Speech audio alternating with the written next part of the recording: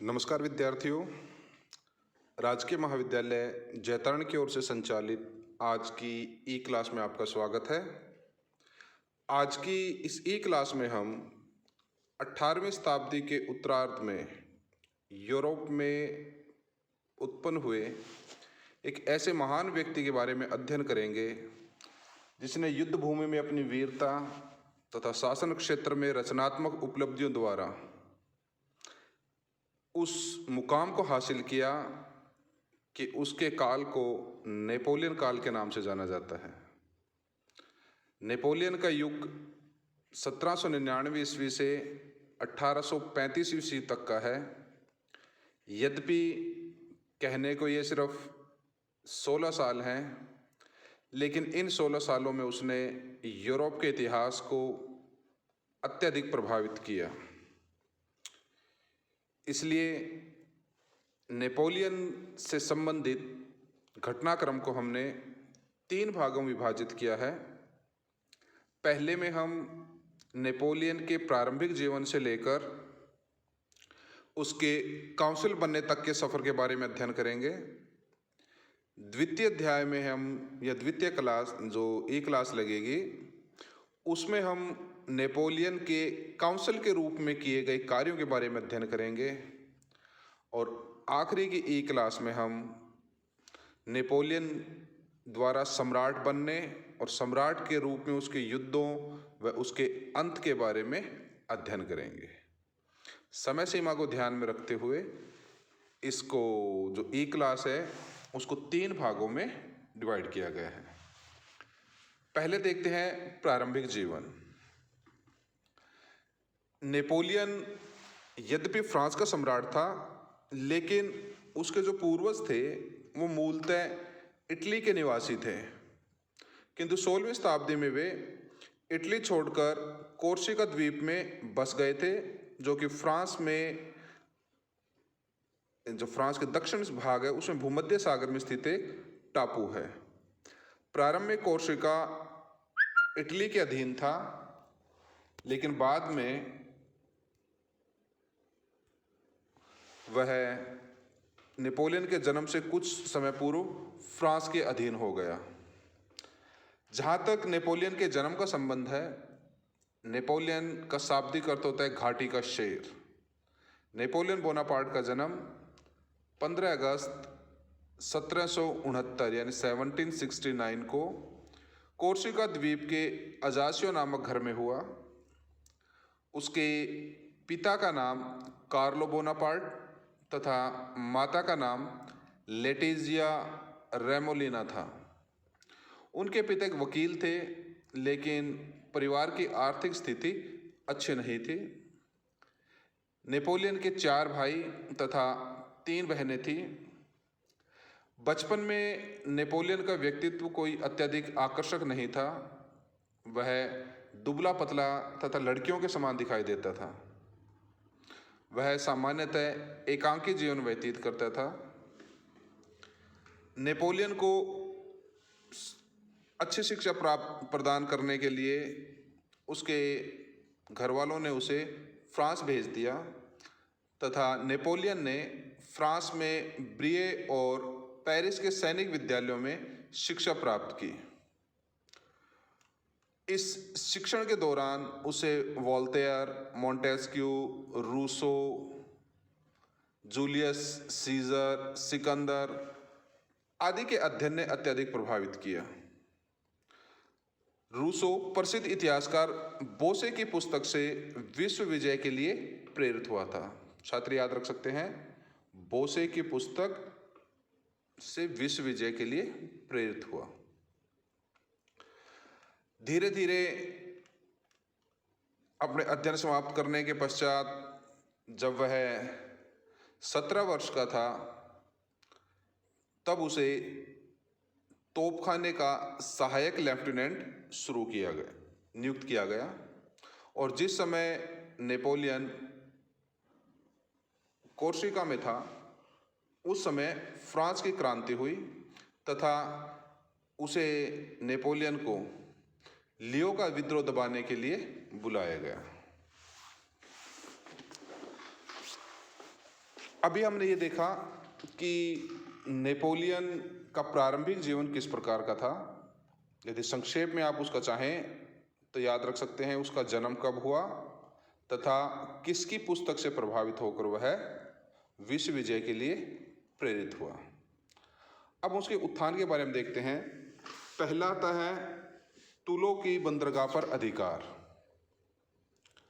France की क्रांति के दौरान अंग्रेजों ने तुलों के बंदरगाह पर अधिकार कर लिया था, परंतु नेपोलियन ने 3 महीने के अंदर ही अंग्रेजों को तुलों की बंदरगाह से निकाल दिया। छात्र याद रखेंगे कि यह उसकी पहली विजय थी और इस सफलता के कारण उसे ब्रिगेडियर का पद दिया गया, ब्रिगेडियर जनरल का पद। उसके पश्चात 16 अक्टूबर 1794 ईस्वी को राष्ट्रीय सम्मेलन में राजतंत्रवादियों के संभावित आक्रमण से रक्षा के लिए जब सेनापति बारह से प्रार्थना की गई तो बारह ने यह जिम्मेदारी नेपोलियन को सौंपी थी। क्रांति के दौरान नेपोलियन ने जैकोबिन दल के समर्थन में अनेक कार्य किए। इस कारण उसे छोटा रॉबस्पियर भी कहा जाता था। छात्र याद रखेंगे, छोटा रॉबस्पियर किसे कहा जाता था? नेपोलियन को। किंतु रॉबस्पियर की मृत्यु के पश्चात जब आतंक का शासन समाप्त हो गया तो नेपोलियन पर आरोप लगाया गया कि उसने रॉबस्पियर के लिए योजनाएं बनाई थी। परिणाम स्वरूप उसका पद छीन लिया गया तथा उसे एक दुर्ग में बंद कर दिया गया। लेकिन बाद में जांच के पश्चात उसे निर्दोष घोषित किया गया तथा उसका सैनिक पद उसे वापस लौटा दिया गया। फिर एक महत्वपूर्ण घटना घटती है, वो है वेंडमेयर विद्रोह का दमन। था क्या ये? 5 अक्टूबर 1795 ईस्वी में राजतंत्रवादियों ने नेशनल कन्वेंशन को घेर लिया। इस पर नेपोलियन को भीड़ का आदेश यानी भीड़ को हटाने का आदेश दिया गया। नेपोलियन अपनी वीरता का प्रदर्शन करते हुए विद्रोहियों को वहां से भगा दिया। इस घटना से वह सेनापति ब्रास का विशेष स्नेह पात्र बन गया और यह पहला अवसर था जब पेरिस की भीड़ को काबू किया गया था। तो इस स्लाइड में हम जो याद रखेंगे, एक बार रिपीट कर देता हूं कि सबसे पहले उसने 1793 तुलों की बंदरगाह पर अधिकार किया, जैकोबिन दल का समर्थन किया जिसके कारण उसे छोटा रॉबस्पियर कहा जाता था।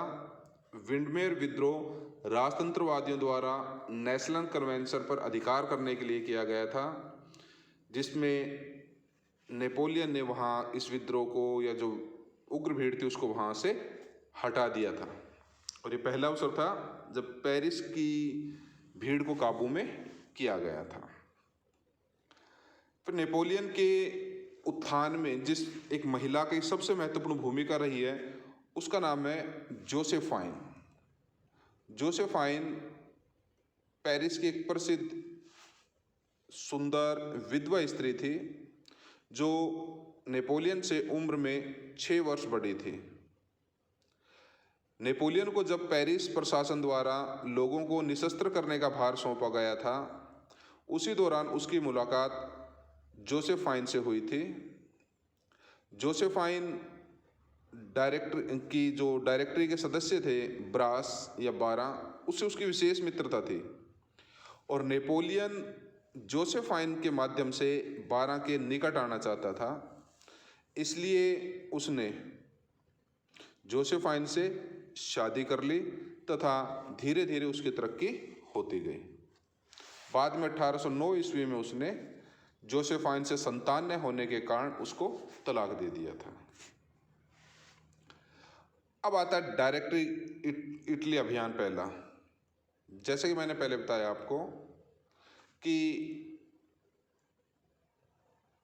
नेशनल कन्वेंशन के पश्चात इंग्लैंड उसमें फ्रांस में डायरेक्टरी का शासन स्थापित हुआ और डायरेक्टरी का शासन 27 अक्टूबर 1795 ईस्वी से 10 नवंबर 1799 ईस्वी तक चला। डायरेक्टरी ने फ्रांस की स्थिति को संभालने के लिए नेपोलियन का उपयोग किया। उन्होंने उनके सामने जो सबसे बड़ी समस्या थी उस समय डायरेक्टरी संचालक मंडल के सामने थी, वो थी युद्ध करना। इसलिए संचालक मंडल ने ऑस्ट्रिया पर दो तरफ से आक्रमण करने की रूपरेखा बनाई। उन्होंने जर्मन भाग पर आक्रमण करने का कार्यभार जोरदा तथा मोरू को दिया तथा इटली पर आक्रमण का नेतृत्व नेपोलियन बोनापार्ट को मिला। इस प्रकार इटली अभियान से नेपोलियन को पहली पहचान मिली थी। अब हम थोड़ा सा इसके बारे में डिटेल में देखते हैं कि इटली अभियान क्यों प्रसिद्ध है। फ्रांस की सेनाएं इटली में पिछले 3 वर्षों से संघर्ष कर रही थी और वहाँ के जो सेना का मनोबल था वो अत्यंत दयनीय अवस्था में था। लेकिन नेपोलियन ने वहाँ पर जाकर वहाँ के सैनिकों को, अपने सैनिकों को मोटिवेट किया तथा उनमें साहस का संचार किया। नेपोलियन ने अपनी सेना के साथ सबसे पहले पिंडमोंड में प्रवेश किया तथा ऑस्ट्रिया व सार्डिनिया के बीच डोगे नामक स्थान पर ऑस्ट्रियाई सेना को हराया। इसके पश्चात उसने सार्डिनिया पर आक्रमण किया तथा सेवाय और निस के प्रदेश फ्रांस को देने के लिए बाध्य किया। सार्डिनिया के पश्चात नेपोलियन ने अपना ध्यान ऑस्ट्रिया पर केंद्रित किया तथा 10 मई 1796, छात्र याद रख सकते हैं इस डेट को, 10 मई 1796 को एक प्रसिद्ध लड़ाई हुई थी लोदी का पुल। रिपीट कर रहा हूं, लोदी का पुल। इस लड़ाई को नेपोलियन अपने जीवन की सर्वाधिक साहसपूर्ण लड़ाई बताया है और इसमें उसने शानदार विजय प्राप्त की। इस विजय के पश्चात नेपोलियन अपने सैनिकों के बीच लघु नायक के रूप में प्रसिद्ध हो गया तथा ऑस्ट्रिया की सेना को भागकर मोंटुआ के किले में शरण लेनी पड़ी। इसके पश्चात नेपोलियन ने लैम्बोर्डी की राजधानी मिलान को ऑस्ट्रिया के नियंत्रण से मुक्त करवाया। उसने परमा और मोडेना के ड्यूकों से जुर्माना वसूल किया तथा टस्कनी के शासक से भी संधि करी। इस प्रकार इटली के इन राज्यों कौन कौन से, परमा, मोडेना, टस्कनी, मिलान पर अधिकार करने के पश्चात उसने ऑस्ट्रिया के इटली में बचे महत्वपूर्ण दुर्ग मांटुआ या मोंटुआ पर आक्रमण किया। जनवरी 1797 में रिवोली की लड़ाई के पश्चात नेपोलियन ने मोंटुआ पर अधिकार कर लिया। इसके पश्चात शांति संधि की शर्तें चली तथा जब नेपोलियन आगे बढ़ता हुआ लियोवान नामक स्थान पर पहुंच गया तब ऑस्ट्रिया ने मजबूर होकर उसके साथ कैम्बो फोर्मिया की संधि कर ली। याद रखेंगे, कैम्बो फोर्मिया की संधि थी 17 अक्टूबर 1797 ईस्वी। इस संधि के बीच में उसने सिस अल्पाइन नामक गणराज्य की स्थापना भी की थी, जो कि लोम्बार्डी, ट्रांसपेडेन, वेनेशिया और स्विट्जरलैंड के कुछ हिस्सों को मिलाकर बनाया गया था। इस कैम्बो फोर्मिया की संधि ने नेपोलियन को एक विजेता सेनापति के साथ साथ एक श्रेष्ठ राजनीतिज्ञ भी बना दिया। फिर आता है मिस्र अभियान। इटली अभियान से नेपोलियन को अत्यधिक प्रसिद्धि प्राप्त हुई तथा वह फ्रांस की जनता में अत्यंत लोकप्रिय हो गया। संचालकगण उसे फ्रांस से बाहर रखना चाहते थे, इसलिए उसे मिस्र अभियान पर भेजा गया। मिस्र में नेपोलियन ने कई सफलताएं प्राप्त की। नेपोलियन जानता था कि इंग्लैंड को सीधी लड़ाई में हरा पाना संभव नहीं है, इसलिए उसने उसके औपनिवेशिक आधार को हानि पहुंचाने के लिए मिस्र पर आक्रमण किया था। मिस्र अभियान नेपोलियन ने 1798 ईस्वी में तुलो बंदरगाह से प्रारंभ किया था। जब वह मिस्र की ओर बढ़ रहा था तो भूमध्य सागर में तूफान आने के कारण अंग्रेज सेनापति नेल्सन की नज़रों से वो बच गया और आगे चला गया। उसके पश्चात नेपोलियन काहिरा की ओर बढ़ा तथा 21 जुलाई 1798 को पिरामिडों का युद्ध हुआ, जिसमें उसने मिस्र को बुरी तरीके से परास्त किया। उसके पश्चात 1 अगस्त को नेल्सन ने अबूकर की खाड़ी में फ्रांसी बेड़े को पर आक्रमण कर उसे नष्ट कर दिया। यह लड़ाई विश्व की सर्वाधिक महत्वपूर्ण लड़ाई मानी जाती है तथा नेपोलियन को इंग्लैंड की सेना द्वारा दिया गया ये पहला झटका था। छात्र इस व्यक्ति का नाम याद रखेंगे, नेल्सन। इसे इंग्लैंड का महान जल सेना नायक माना जाता है।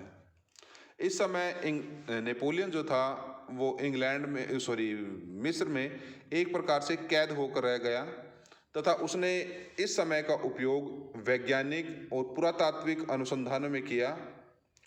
उसी के प्रयासों से विश्व को मिस्र की सभ्यता के बारे में जानकारी प्राप्त हुई। जब तुर्की के सुल्तान को, जिसके अधीन मिस्र था, उसने मिस्र की पराजय का समाचार सुना तो उसने फ्रांस के विरुद्ध युद्ध की घोषणा कर दी।